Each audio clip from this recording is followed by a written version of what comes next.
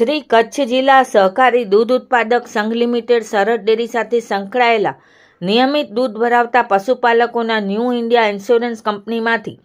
આકસ્મિક વીમા લેવામાં આવ્યા છે, જેમાં કોઈ પશુપાલકનું આકસ્મિક મૃત્યુ થાય છે તો તેમના વારસદારને 1 લાખ રૂપિયાનું સહાય વીમા યોજના હેઠળ આવરી લેવામાં આવે છે, જેમાં તારીખ 30 માર્ચના રોજ મંડળીઓના દિવંગત સભાસદના વારસદારને 1 લાખ રૂપિયા વીમા સહાયની ચૂકવણી કરવામાં આવી।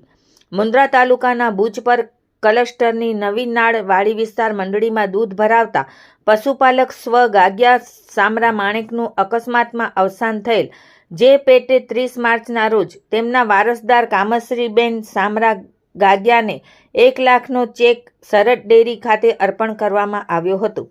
સરહદ ડેરીમાં હાલમાં દૂધ ભરાવતા આશરે 36,000 જેટલા પશુપાલકોનો વીમો લેવાયો છે, જેથી પશુપાલકોને કોઈપણ પ્રકારની જાનહાનિ થાય